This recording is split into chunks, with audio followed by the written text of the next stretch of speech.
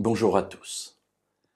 Lorsque l'on sert quelqu'un, notre service sera fonction des rapports que nous avons avec la personne qui est au-dessus de nous. Si le maître est dur, notre service sera difficile. Nous le porterons comme un poids lourd à porter, parce que nous saurons que ce maître est dur, qu'il nous surveille, qu'il est attentif au moindre dérapage et qu'il nous le fera payer d'une manière ou d'une autre. Au contraire, si nous servons un maître qui est bon, ce sera plus facile. Nous saurons que même si à un moment donné nous tombons, il ne sera pas là pour nous enfoncer davantage dans la difficulté, mais au contraire, il nous tendra la main pour nous en faire sortir et il continuera à nous faire confiance et à nous proposer des défis. Alors oui, servir quelqu'un va être fonction des rapports que nous avons avec lui. Quel maître servons-nous ? La Bible parlera de deux maîtres. Un maître dur, un maître qui nous asservit, c'est l'adversaire. Et puis, il y a Dieu, que nous pouvons choisir de servir, alors que l'autre maître, lui, ne nous demande pas notre avis. Servir Dieu, c'est entrer au service de quelqu'un qui nous aime, de quelqu'un qui a témoigné qu'il nous aimait. C'est donc servir quelqu'un qui nous est bienveillant.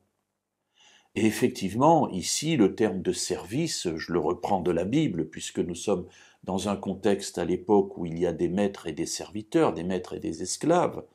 Mais bien entendu, le service que nous donnons à Dieu dépasse cela. La Bible d'ailleurs va attirer notre attention sur le fait que nous passons de l'état de serviteur, d'esclave, à l'état de fils et de filles de Dieu. C'est donc quelque chose d'extraordinaire. Nous sommes adoptés. Nous entrons dans une famille qui n'est pas la nôtre et nous devenons l'égal, j'allais dire, des fils légitimes. La Bible va développer cela aussi dans un psaume, le psaume 100 et le verset 2, en nous montrant dans quel état d'esprit nous devons nous approcher de Dieu. Servez l'Éternel avec joie, venez avec des acclamations en sa présence. Alors voilà résumé en quelques mots l'état d'esprit de l'adorateur qui s'approche du Dieu vivant.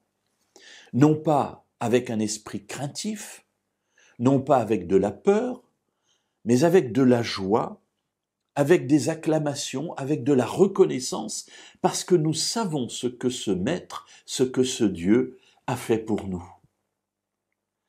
Alors mes amis, j'aimerais simplement nous dire aujourd'hui, réfléchissons à l'image que nous avons de Dieu, pour savoir quel type de relation nous avons avec lui. Est-ce que nous avons peur de lui ? Est-ce que nous ne savons pas quelle va être sa réaction lorsque nous tombons ? Ou est-ce que nous avons découvert tout son amour, tout son pardon, toute sa patience, mais aussi toute sa justice ? Et alors nous pouvons nous approcher de lui avec reconnaissance, avec acclamation, parce qu'il est notre Dieu qui nous aime et notre Dieu qui nous sauve.